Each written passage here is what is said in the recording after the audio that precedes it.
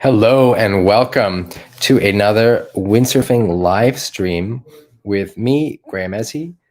I'm up in Denmark. We are currently in the Windsurfing Masterclass that I'm coaching.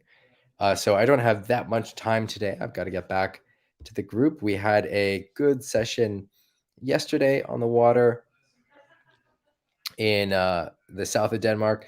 I can hear my the rest of my group has the live stream on in the other room. Hopefully that doesn't kill our connection. I want to hear if you sailed this week. If so, how was it? Where was it? We had a good session yesterday. We didn't sail up in Klitmøller. We were sailing in the south of Denmark, and the sailing was really fun. It was a very fun day. All right, let's jump into it. Like I said, I don't have a lot of time this week. I hope the connection is working. I'm not sure. That we're in the rental house, so I'm not sure how the internet is. Hopefully, you can see me, hear me. Everything is working. I'm just gonna jump in right into the coaching. If you're joining us, though, let me know. Did you sail this week? If so, how was it? Hey, Richie. All right, jumping right in. Thomas, Dom, Dennis, Sammy, Mark, how's Lanzarote treating you? All right, let me go through. So, like I said, I gotta get back. Hey, Hans, I gotta get back to the group soon, but let's go through the Facebook group. So, this is a video that I posted. Actually, Moritz Malk posted it on his channel of raw windsurfing sessions, but I sent him the footage, and it's just a bunch of clips from one day where my wife was filming, thrown into a timeline and exported, which is cool. It's just all the raw clips from that day. Kevin has got a question. What is information, how-tos, resources that you wish the windsurfing manufacturers provided or provided more of? What's your favorite medium to learn new things? What mediums do you wish there were more resources in, specifically coming from windsurfing companies? Super interesting question. With Ezzy Sails, we work a lot to make sure that there are rigging guides on the sails so that the rigging is kind of foolproof. But I'm really interested in the different answers that we have here. Yeah, so good question. If you have a comment, add to it. It's something that has definitely made me think. I don't necessarily have a good answer about what I think there should be more of, because obviously I have a lot of information. So I want to hear your answers. What do you think there should be more of? What information are you missing? What how-tos are you missing related to rigging, related to sailing? Obviously, a lot of the coaching I've done in this group is related to wave sailing, because I feel like there's a lack of good wave sailing instruction. But what else? What about how to rig your sail, or how the sail works? Or you tell me. Ragnar, Max, Rasmus, welcome to the chat. Thanks for saying hello. Dennis had a good starboard tack session. That's nice to hear. Or maybe it wasn't good. Starboard tack session, very onshore, totally messy. Not very interesting, not much to do, but I sailed anyway. Well, those days are good too. All right, let's get back to the group. I'm kind of flying through this because I've got to get back to my other coaching group, and we've still got to do a footage review as well. So Hans posted this. He's looking for a coach for his wife. There's a lot of good answers here. I don't have a lot of experience. It sounds like there's a lot of good choices, Hans. I want to hear what works. So who you end up working with, and your experience, or your wife's experience. I'd love to hear that. Good question. All right, moving on. Again, we're going fast. This is from Hans. He had a great Devil's Tack session, and he wants some feedback on the body position in the bottom and the top turn. In the top turn, I can hang more from the boom, which seems obvious. But in the bottom turn, he thinks there are some details missing. Is starboard tack jumping with sail over starboard, or opposite when wave riding starboard tack? So starboard tack jumping is jumping with your right hand forward. And then the side topic is, which is your devil's tack? And so for me, and I think for most people, devil's tack is the tack that you're not used to. So if you grow up windsurfing with wind from the left, your devil's tack is wind from the right, and vice versa. It doesn't necessarily have to do with whether you're a goofy or a natural foot surfer. So this makes sense that this is your devil's tack. And like I keep saying, the best way for you to improve is to seek out your devil's tack and sail in those conditions, because even though it's frustrating, that frustration is actually learning and your body learning. So let's get into Hans's question. There's this bottom turn picture, and Hans is talking about his bottom turn posture. And Dom posted some photos that I include. I posted these somewhere in the group, and they also come from my coaching workbook, which you can only get if you're joining one of the master classes like we're doing right now in Denmark. And this is an example of the windsurfing bottom turn. And so this is the position that you don't want to have, which is your knees bent and your hips forward. And this is the position that you do want to have, with your knees bent, but not extending over your toes very much. Sometimes you do extend over your toes, and your butt out, bent at the hips. And so if we look at Hans's position, he's not completely pushing his hips forward, but I've definitely seen worse offenders. But he could think of sticking out his butt a little bit more and leaning over a little bit more. So that's a good observation from Dom. The other thing I'll add is just pushing the sail away from you. Often in the bottom turn, especially in onshore conditions, you really want to create space between you and the sail. And so you don't want to hug the sail close to your body. And so really getting some extension, pushing the sail away from you. And you can think of pushing it forward, or even pushing it sort of outside of the turn in the opposite direction that your body's going, can be helpful. And so about the cutbacks, it's hard to see specifically from these photos with the cutback. I like this one. It looks like there's some high five action, getting low. This, it's hard to see because he's coming down from the cutback. So Hans, it's hard for me to evaluate this photo because I don't know what happened before it. Here, I would say that you could stay on your rail a little bit longer, your cutback rail. I mean, I can see that there's spray. I guess this is going into a bottom turn. Actually, this is not a cutback. Sorry, excuse me. This is going into a bottom turn. And again, so just you've got good bend in the knees. I like to see that. Get low before you go. You're doing that. Push the sail away from you and lean forward, sticking your butt out. All right, here we've got one more cutback photo. So in this one, you can think of hanging more from the boom, like you already said, getting your butt low, getting your butt to the water. I think the bottom turn, obviously the bottom turn sets up the cutback. So Hans, if you're able to improve your bottom turn, you'll be able to improve your cutbacks as well, because you'll have more speed, more control, and more dynamicism. So getting a little bit more bend at the hips, leaning forward, and then separation between you and the sail, which means straightening your arms, pushing that sail forward, pushing that sail away from you.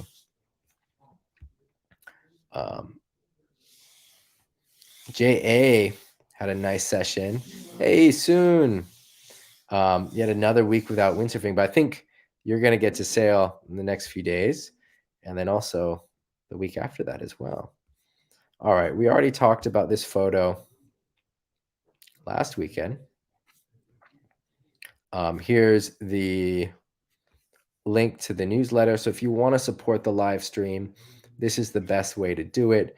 There are a few different options of ways to support the stream. Oh, that doesn't take us to the right page. That takes me to the back end page out, and it doesn't take me to the front end page. But this is the way to do it. If you just go patreon.com/Graham Ezzy, you can sign up for the newsletter. The first newsletter was released last month. There will be one every month. There are articles that I hope are very interesting. I'm trying to make it the most interesting newsletter out there for windsurfers, especially wave sailors. So if that's you, not only might you find it useful to subscribe, but also let me know what you want to read. Let me know what you find interesting, what information you find interesting, because it's through that conversation that then I can create that content. Hey, Ogus. All right, Sasha, who was on the stream last week, made this little video about some training for goiters, so check this out. All right, next we've got this video from Richie about back loops, and so this is his bad side, and he wants to improve his back loop. So this is video footage from Pozo, and there's a lot of comments about the ramps here, and I think that if you want to learn how to do the back loops in any condition, you do have to just kind of go off at every ramp. And really, if you're trying to do these back loops like you're trying to do Richie and Pozo, you got to use the wind, not the ramp. So I don't really see a problem with the ramps that you're choosing. Like this ramp, it's a fine back loop ramp.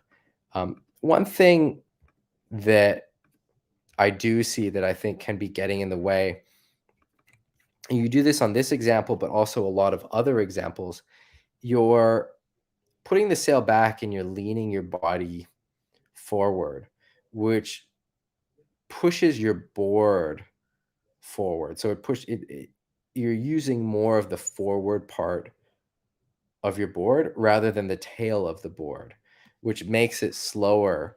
And that deceleration is happening right as you're going up the wave. And it's almost like this is a position of going into like a backside turn on a wave ride.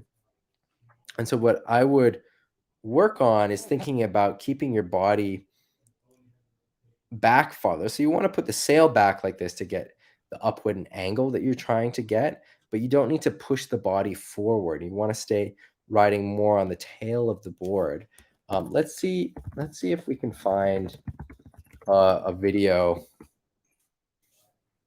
just to look at the takeoff, just to see how it looks. Let's see if we get the takeoff here. So here's an example in Pozo. Alessio, he's carving up the wave, and you can see that the body is not aggressively leaning forward, and especially on the point of takeoff, the body is quite far back. It's a nice back loop from Alessio. We can watch another one.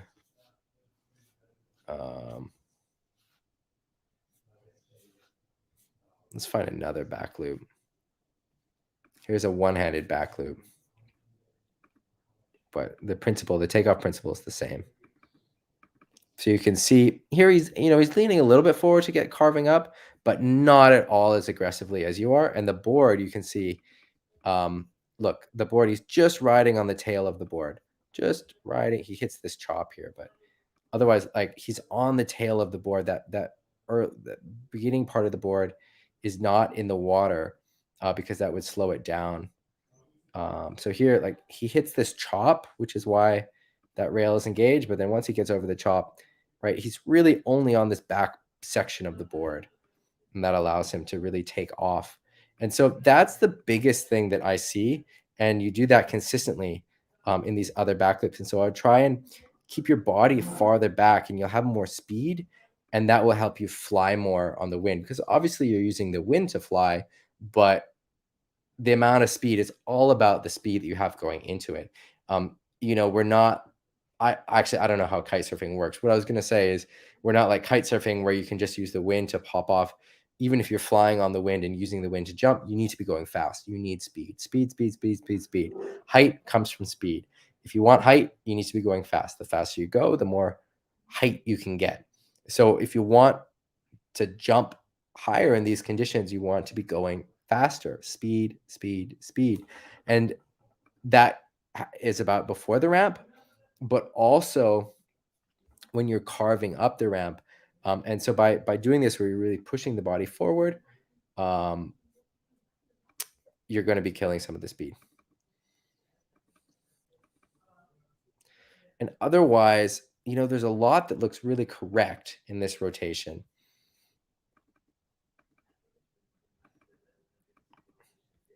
I think that like I said, with the speed will make a big difference. And then I think starting the rotation a little bit sooner. So looking, like you can be looking over your shoulder and going into the rotation already at this point. And so you're doing a good job of waiting. And one of the common mistakes that people make is throwing the rotation too soon. But this is too late for this high of a back loop.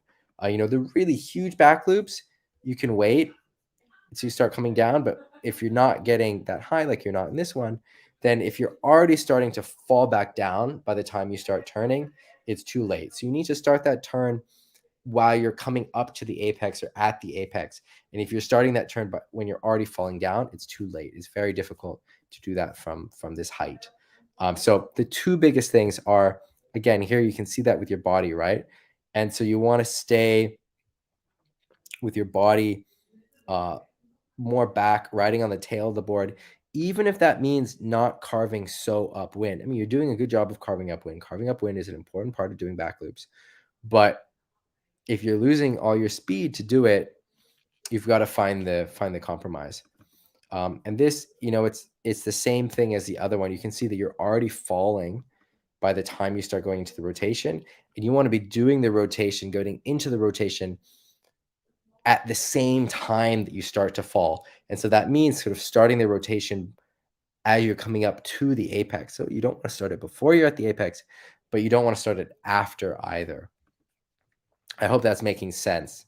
But it's a huge difference about going into that rotation, whether you start it going into the apex versus after, because afterwards, where you're just kind of free falling a bit, it's really hard to get the rotation. So if you just start that rotation just a little bit sooner, you'll notice that it's a lot easier to rotate, and you rotate a lot better. Your basic technique is really good. I think that these two things will make a really big difference for you. That one looked owie. So starting the rotation a little bit sooner. So here you start to look a little bit sooner. But I want to see pushing with the sail sooner as well. And so like we talk about on the live stream, pushing that sail forward, doing the windshield wiper, pushing the sail forward is an important part of the rotation. And you can do that, start doing it already at this point in the back loop.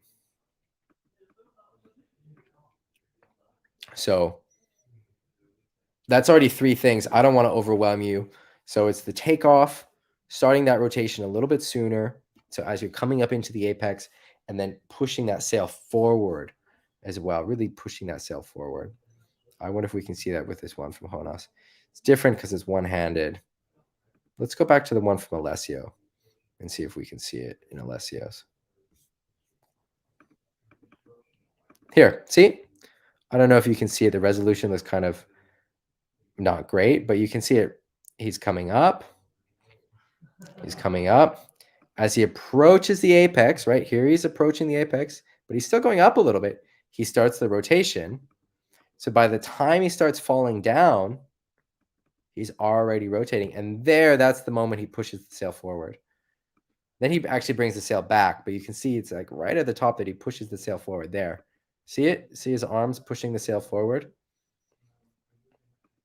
And you can stay with that forward rotation. It depends how high you are. He's trying to like fine tune where he's going to land, which is a little bit different. I mean, it's a bit more advanced technique, but anyway, hopefully, Richie, you can see those 3 points. This is an interesting video that Moritz posted. We already talked about it. All right, next up, we've got this video from Dennis, which we already talked about. Post from Jakob, which also we already talked about. This is a nice question from Jörg about what sports you practice besides windsurfing. Lots of good answers. Tennis, guitar, drums. I started skateboarding again after I started in May or something. That's been really fun for me. Otherwise, if I'm on Maui, I try to surf. But it's interesting what other sports you do and how it relates to your windsurfing.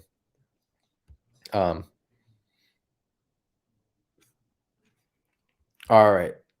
Eric asked, so he was blasting along and he focused on relaxing his shoulders.